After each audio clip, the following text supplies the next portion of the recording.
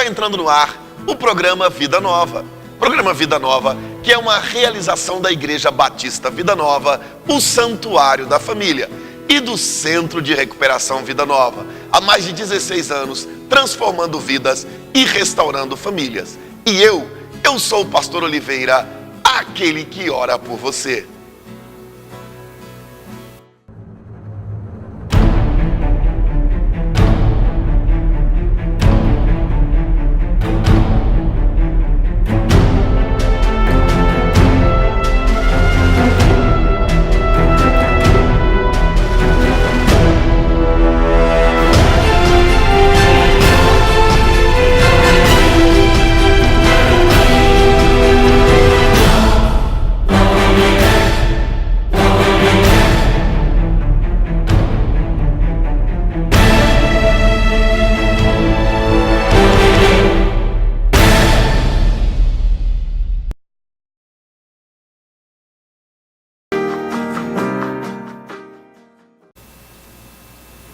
Hoje, no programa Vida Nova, vamos tratar mais um assunto, mais um tema bastante interessante.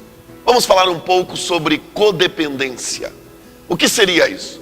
Vamos falar um pouco sobre todo o processo que envolve a família de um dependente químico. E hoje eu tenho aqui o prazer de receber, nos estúdios do programa Vida Nova, esse casal abençoado, evangelista Gregório, missionária Ariane, que contarão um pouco da sua experiência. Eles que viveram, conviveram com a dependência química, passaram esse processo com o filho, e nós vamos ouvir e conversar um pouco sobre toda essa história. Então, não saia daí, daqui a pouquinho a gente volta.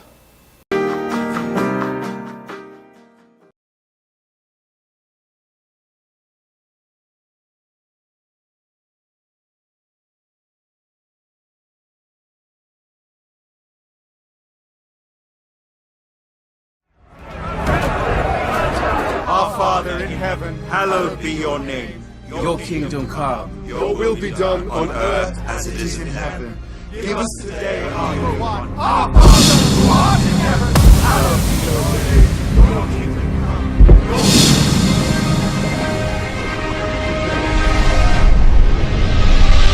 Give us today our daily bread, and forgive us our debts, as we have also forgiven our debtors, and lead us not into temptation.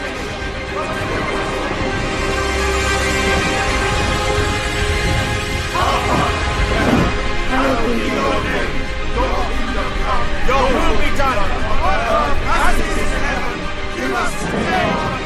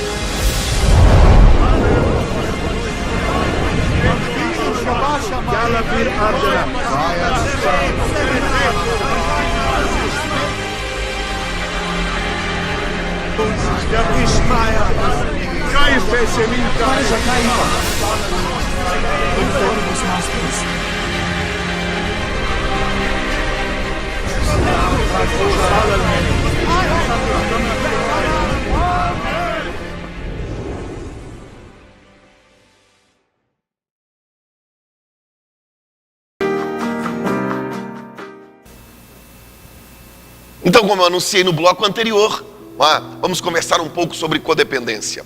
A dependência química ou a família de um dependente químico. Está aqui conosco, como eu anunciei, evangelista Gregório, missionária Ariane. Quero aí dar a oportunidade para que vocês cumprimentem os nossos telespectadores. Boa noite a todos, a paz do Senhor. Boa noite, a paz do Senhor. Então, fique aí, fique atento, com certeza Deus vai falar com você neste programa. E já quero começar aqui com vocês, então, quero aqui externar a minha alegria, a minha gratidão por ter vocês aqui fazendo parte desse programa, que com certeza vai falar com muitas famílias hoje. Mas eu quero começar, vocês são um casal, tem 3 filhos, né? Um filho teve envolvimento com dependência química. Eu já quero então começar com esse assunto. Quando foi que vocês desconfiaram, mas assim, tiveram aquela primeira desconfiança que o filho de vocês estava envolvido com dependência química? Bom, primeiramente, no colégio, a gente vê que a criança, o pré-adolescente, vai perdendo um pouco, digamos assim, o envolvimento, vai perdendo um pouco a concentração, ele não vai dando muita atenção às tarefas de casa, ele não quer muito ficar dentro de casa, prefere mais ficar com os amigos, né? Enfim, o rendimento escolar caiu bastante. E você, então, isso meio que acendeu uma luz vermelha. Vocês começaram a ficar meio preocupados com isso. A gente viu que tinha alguma coisa de errado, né? Ele mudou, ele não queria mais ficar em casa, como ele disse. Ele preferia a companhia dos amigos, ele não queria mais fazer as atividades ou as responsabilidades que ele tinha na escola, ele já não dava mais valor a isso. A gente viu que tinha algum problema. Bom, e como toda família, a gente nunca quer acreditar. Na verdade, a gente sempre pensa que esse problema, ele vai chegar na casa do vizinho. A dependência química vai ser na casa do outro, nunca na nossa casa. Né? A gente meio que tenta enganar as nossas emoções, né? Aquilo que a gente está percebendo, essa questão do desinteresse na escola, do querer ficar mais na rua, não querer mais estar muito em casa, com a família. Mas quando foi que vocês, então, tiveram uma certeza, e eu imagino que isso deve ser um choque, né? Mas quando foi que vocês, então, disseram, não, realmente, meu filho está usando drogas, realmente esse problema chegou na minha casa? Bom, diante do que nós já falamos, né, da falta de atenção, né, e do ficar mais na rua com os amigos, a mãe também já começou a olhar mais as roupas dele, né, e cheirar as roupas, olhar nos bolsos. Coisa de mãe, né? Coisa. Bem de mãe. Ela vai falar mais sobre isso. Mas então ela já começou a achar algumas coisas, né?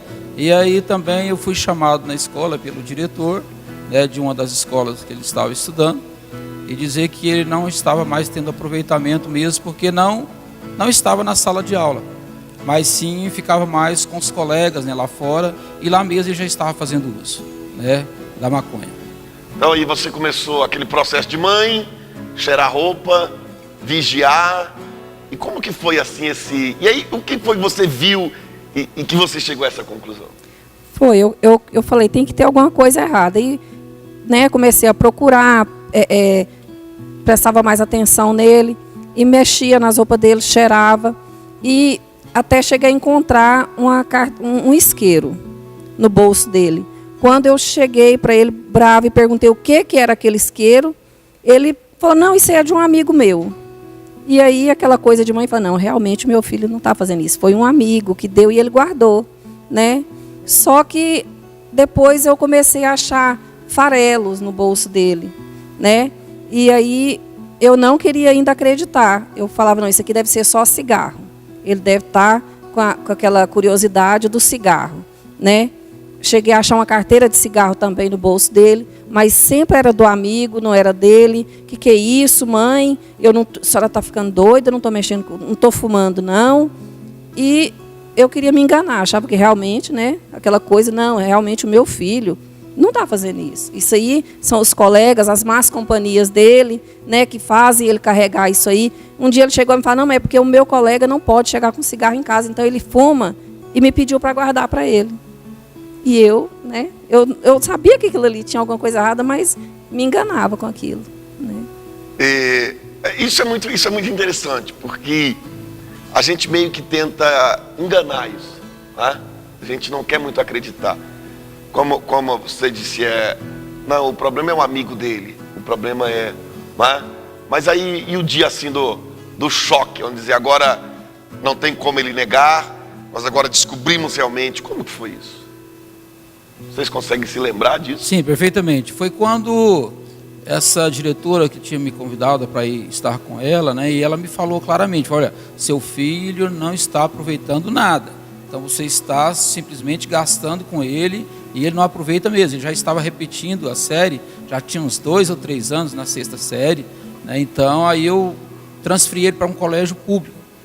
Eu fiz propositalmente, porque eu estava gastando e não tinha aproveitamento. Aí foi, né, a gota d'água, porque esse colégio público, a diretora já me convidou para me afirmar que ele estava no pátio todos os dias usando droga com os colegas.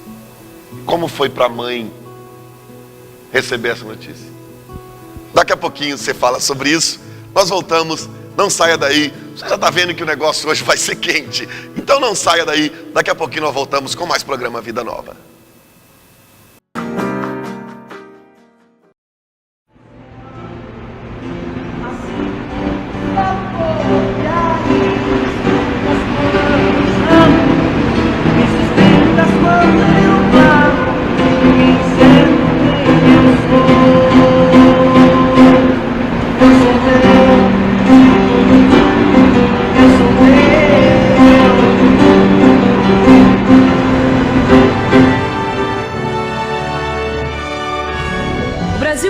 Se comoveu com a história de Leandro. Ele foi encontrado por Geraldo Luiz, morando debaixo deste viaduto na Grande São Paulo. Viciado em crack, o jovem de classe média abandonou a família para morar nas ruas. Os pais, desesperados, nem imaginavam onde o filho estava. O reencontro foi emocionante.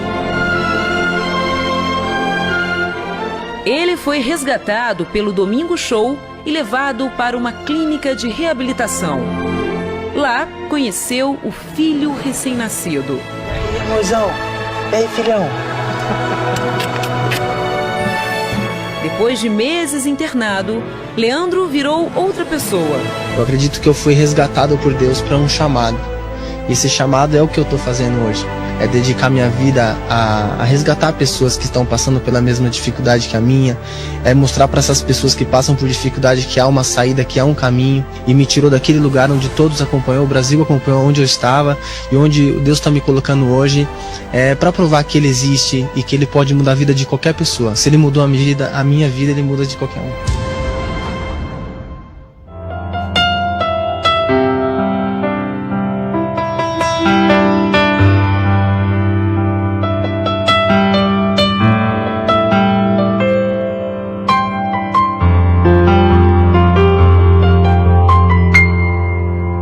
És o meu rei, és meu herói, és a razão pra quem eu canto, Senhor.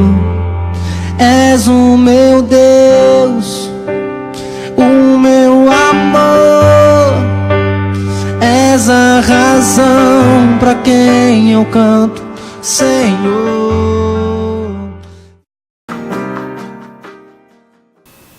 Estamos de volta com o programa Vida Nova.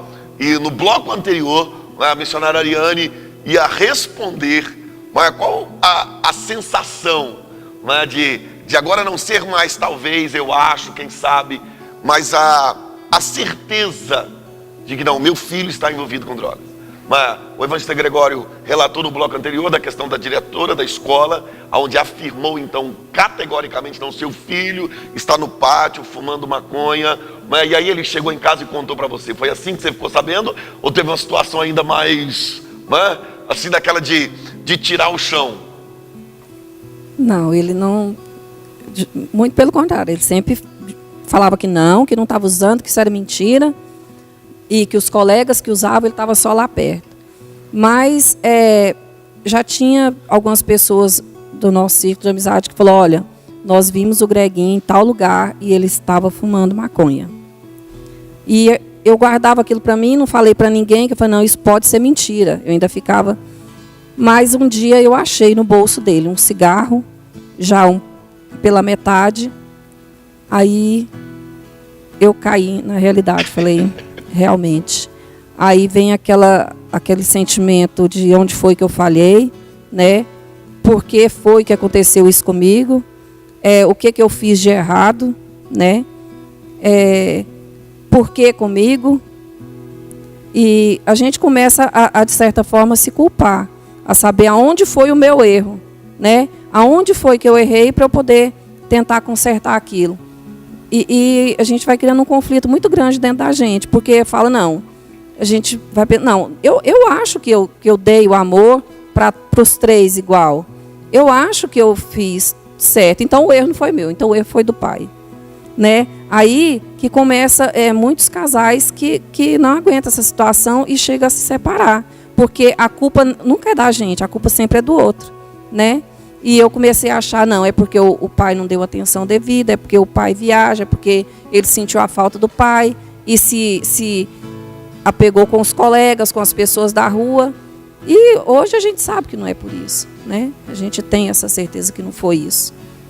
Qualquer pessoa, qualquer mãe, qualquer família está sujeita a acontecer isso em casa. Não é porque é melhor ou pior, mas, né, acontece mesmo. E vale lembrar que vocês já estavam na igreja. E a gente começa meio também que culpar Deus, dizendo, Deus, mas por que logo comigo? Isso, eu já estava na igreja e a gente acha que não, eu estou na igreja, então eu estou blindado, nada vai acontecer na minha casa. E a palavra de Deus não diz, não afirma isso, né? E eu pensava, meu Deus, por que o Senhor não cuidou do meu filho? Eu amo a sua palavra, eu amo a sua casa, eu cuido dos seus e o Senhor não cuidou do meu filho. Será que então eu me dediquei demais à igreja e esqueci da minha casa? Onde meu Deus? Então, se não fui eu que errei, não foi o pai, então foi o Senhor. Né? Alguém errou nessa história. Né? E é um conflito de dia e de noite. Você se perguntando, eu fiz algo de errado. Alguma coisa está errada. Né? A culpa é minha. Isso é um castigo de Deus na minha vida. É um castigo. Onde foi, meu Deus, que eu errei, que o Senhor está me castigando dessa forma? Né? E isso é até interessante porque as pessoas que estão de fora, elas também meio que começam a olhar para os pais. Muita gente pode até não dizer, mas tem um olhar meio de acusação, dizendo, vocês falharam. Meio como os filhos de Jó, dizendo, Jó, os seus filhos, você fez alguma coisa, Jó, para os seus filhos terem morrido. É algo mais ou menos assim. Isso, e não falavam diretamente para mim, mas terceiros vinham me falar, olha, eu achei muito triste, porque a pessoa falou, nossa, mas eles não estão na igreja? E o filho deles está desse jeito? Eu não estou na igreja, o meu filho não mexe com drogas. Né? É esse tipo de acusação que vai ferindo mais a gente. É bem complicado isso. Mas vamos falar um pouco, a gente falou dessa questão do desinteresse pela escola, né? Mas vamos entender um pouco esse processo, porque eu acho que isso é interessante. Né? Esse processo que envolve o uso para dependência realmente, para se afundar cada vez mais, porque com certeza muitas pessoas que estão nos assistindo nesse momento podem até estar fazendo uso, mas daquele tipo, eu me controlo, eu tenho o controle da situação, né? E eu queria que vocês contassem um pouco como que foi então essa mudança, essa transformação no comportamento do filho de vocês, né? Desde essa descoberta na escola até todo esse processo onde a coisa foi complicando, né? E eu queria que vocês falassem um pouco sobre isso. Algo muito interessante, que eu como pai, como o único filho homem, então assim, a gente tinha um laço de intimidade muito grande, muito forte. Aí, de acordo com a evolução da dependência, eu fui sentindo que eu estava perdendo um pouco daquela intimidade, daquela afinidade. Então eu procurava, eu sempre estava atrás dele, tentando conversar com ele, mas assim, quando ele não estava escondendo de mim, tipo, parece que ele já não tinha mais aquela mesma sinceridade para conversar comigo, para olhar nos meus olhos. Então assim, eu sentia ele distanciar de mim, né? E daí eu comecei a andar mais atrás dele, procurar ele mais, para ficar mais próximo de mim. E ele fazia exatamente o contrário. Então ele perdeu totalmente o convívio com a família. Só ia para casa para comer e para dormir. Aí os amigos eram mais importantes que tudo. Aí como eu acho que é o caso de todas as famílias que convivem com o dependente dentro de casa, a dependência, ela não anda sozinha. ela começa a se associar com o crime. Os dois andam juntos. Aí começa pequenos crimes, pequenos furtos, né? Às vezes andar num veículo sem habilitação, aí já não tem também mais, digamos assim, aquela responsabilidade como um rapaz comum. Eles não têm muita preocupação, que hora que chega em casa, né? Com quem anda, se tem carteira de habilitação para andar de moto ou não tem, aonde vai. Aí começam os acidentes, começa as pequenas abordagens policiais. Eles ficam meio inconsequentes, não é isso? Totalmente inconsequentes. A gente conversa com eles, explica direitinho, mostra, mas eles não acreditam que pode acontecer com eles o pior. Que está tudo vivendo ali um momento de curtição, vivendo um momento deles. E começa então esse processo, não é? Dos pequenos furtos, como você disse, não é? E a coisa evolui rapidamente. E eu queria também que a missionária Ariane falasse um pouco sobre isso. Como foi como mãe começar? O pai percebe um pouco dessa distância, depois essa questão das abordagens policiais, não é? E como é para uma mãe estar vivendo isso? Como é para uma mãe ter o seu filho fora de casa, sem saber que hora chega, com quem está? A única certeza que a gente tem é que não está fazendo coisa boa por causa do uso, né? Como que fica o coração de uma mãe nessa situação? O que você passou, né? O que você viveu aí nessas... Creio que foram dias de muita angústia. Nós chegamos a um ponto de que ele já estava tão desligado da gente, tão desligado da família, que ele entrava em casa, se o pai tivesse, ele ficava 5 minutos à tarde, se ele entrasse em casa. Quando o pai não estava, ele ainda ficava por ali, deitava um pouquinho no sofá, mas eu ficava dando graças a Deus quando ele estava em casa. Ele entrava, eu falava, graças a Deus, meu filho está vivo, né? Aí ele saía, eu falava, Senhor, guarda ele. E era sempre aquela preocupação. O telefone tocava, eu já saía louca, correndo, falei, aconteceu alguma coisa com ele. Alguém batia no portão, a gente já tinha que sair correndo, né? E sempre era alguma coisa. Sempre tinha alguém chamando, sempre, olha, corre que pega o Greguinho, corre, o Greguinho bateu de moto, aconteceu alguma coisa, vai atrás do Greguinho, e a nossa vida era essa. Como eu já disse, o meu esposo viajando, e aí eu ficava em casa com as outras meninas, né? E por muitas vezes eu me vi de madrugada na rua, porque alguém bateu no portão, ou eu ouvi algum barulho diferente, para ir atrás dele. Por muitas vezes, né? E ele chegava sempre muito tarde em casa, era 3, 4 horas. Ele chegava, eu estava deitada, mas não dormia. Falava, graças a Deus, chegou. O telefone tocava, ele saía de novo. Sabe, era aquela tortura, era aquela coisa, era um desassossego que eu não tinha mais. Eu comecei a dormir vestida. Pronta para correr. Pronta para levantar depressa e acudir a qualquer momento. E por muitas vezes eu tive que fazer isso, né?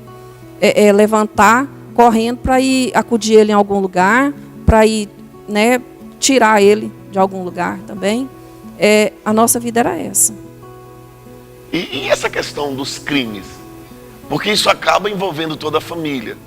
Não é? A gente acaba tendo que passar por situações que a gente nunca passou. A gente acaba tendo que enfrentar até humilhações que a gente nunca enfrentou. E eu queria que vocês falassem um pouquinho sobre isso no próximo bloco. Eu volto daqui a pouquinho.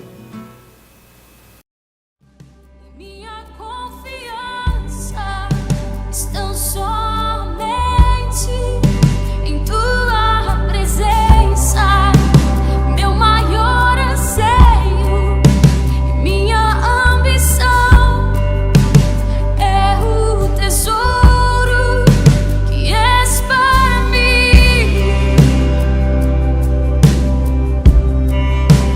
és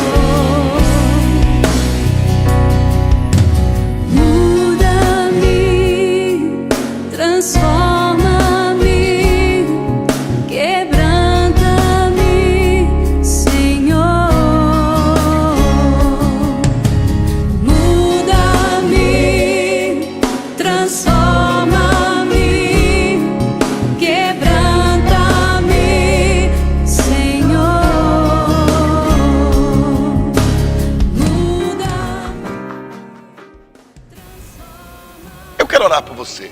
Feche os seus olhos. Soberano Deus e eterno Pai, nesse momento, Senhor, em nome de Jesus Cristo, eu quero orar por cada um que é alcançado por essa programação neste momento. O Senhor conhece cada coração, o Senhor conhece a dor, a aflição, a preocupação de cada um neste momento.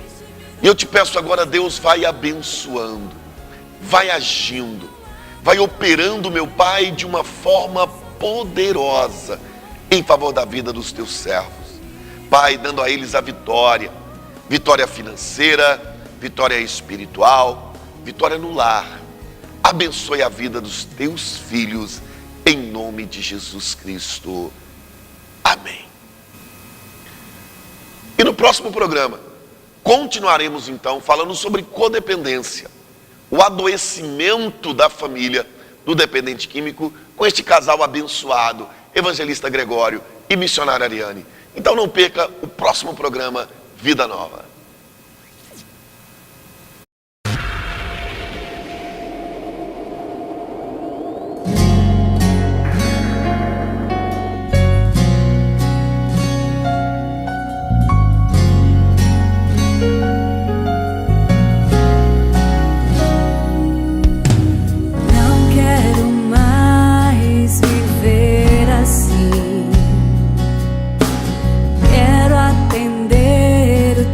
Chamado a mim, o velho homem vou deixar pra trás. O meu passado não importa mais. Tudo que eu quero é te seguir.